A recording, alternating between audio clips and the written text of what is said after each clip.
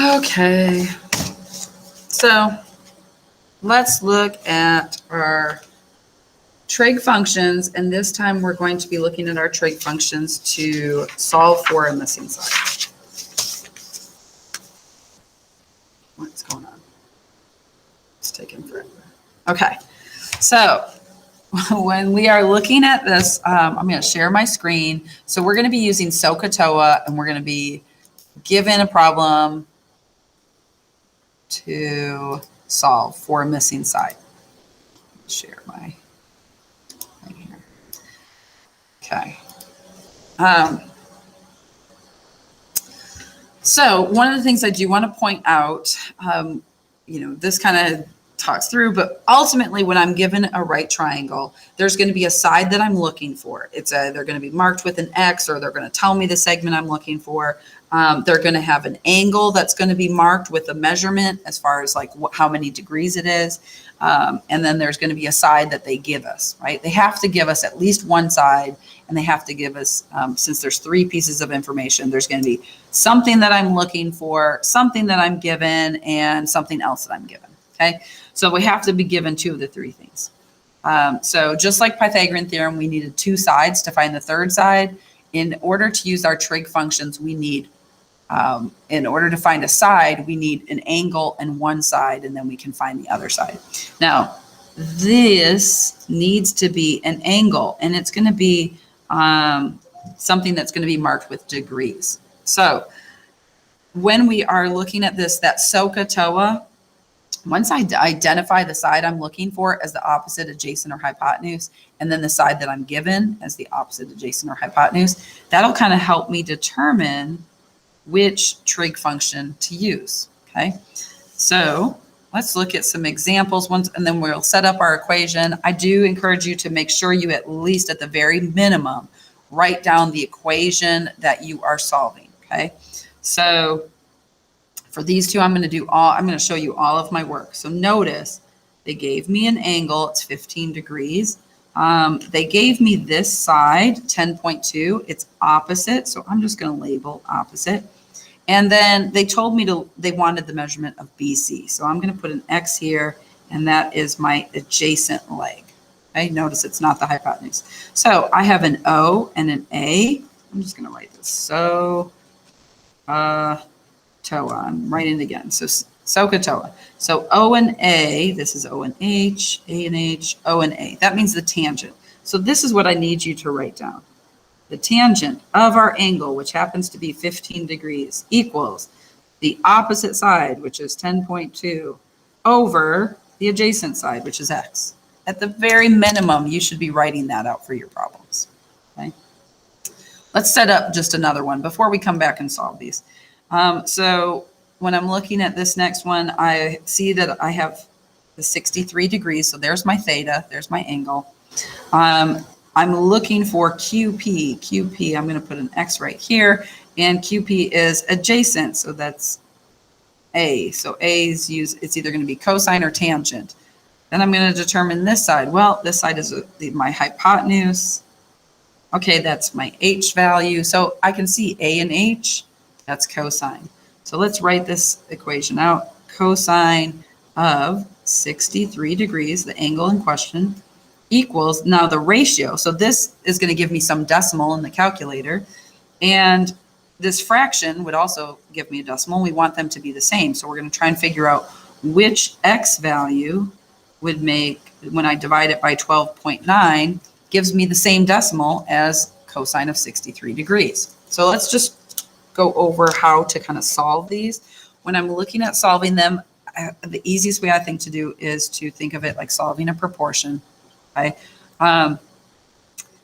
Obviously when I have a 1 here, that's whatever is on the top here is just going to stay the same. But I'm going to get 12.9 times the cosine of 63 degrees. Now, one of the things that I do point out to students is that I always say, put your side first times your trig function, because when you are using the calculator, I don't know if all of them do it, but I know mine does. If I hit the cosine, notice a little parenthesis pops up. So if I happen to do 63 times 12.9, if I forget to close the parentheses, and I'm showing you this, that's wrong. Order of operations is going to multiply 63 times 12.9 and then take the cosine of that. That's not what we want to do. We want it to actually take the cosine of 63 degrees and the side needs to be multiplied by that decimal.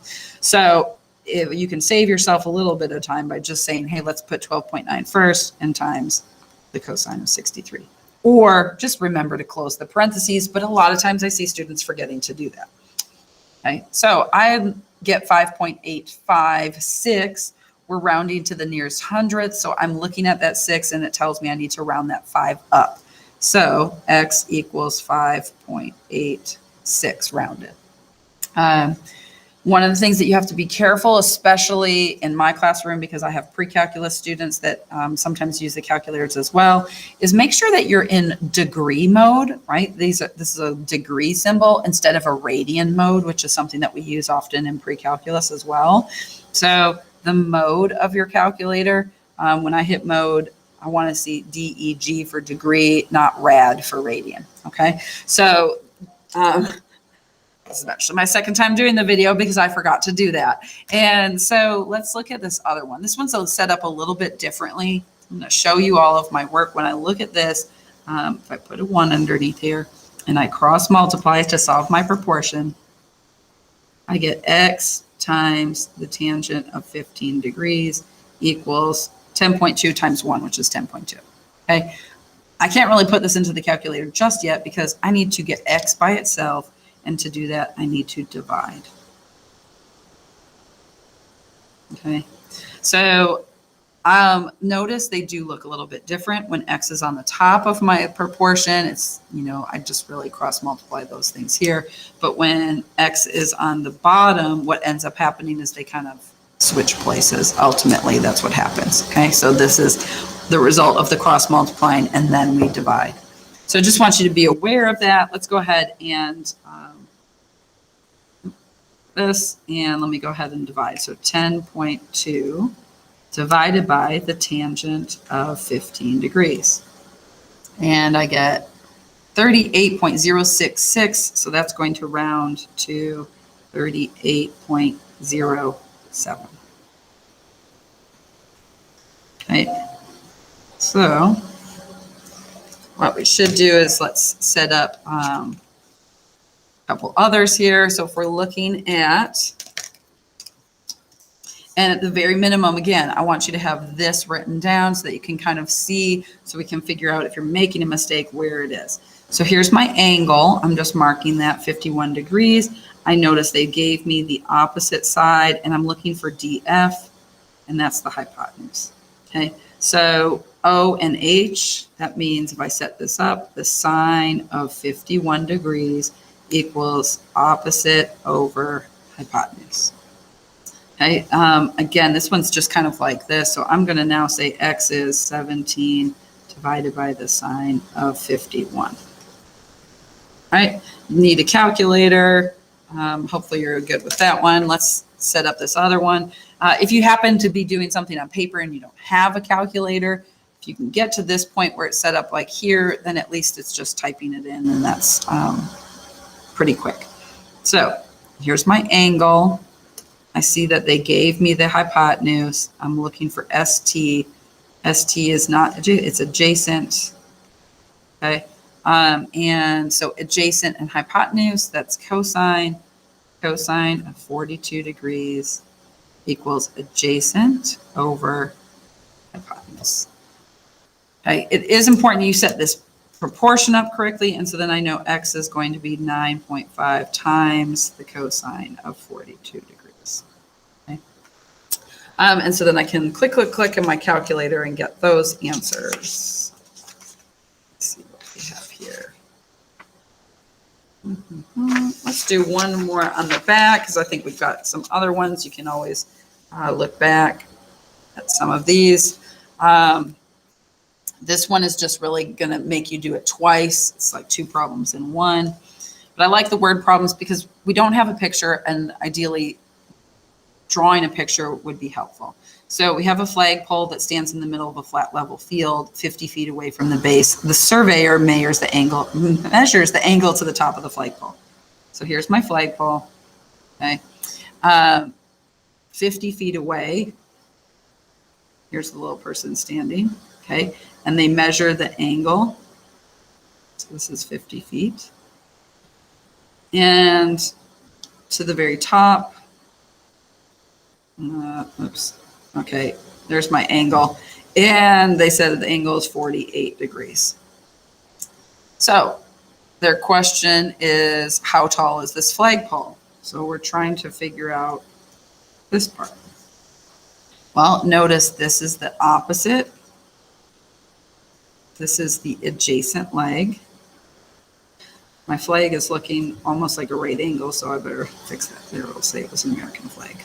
Okay, adjacent and opposite. I need the tangent, O and A, right?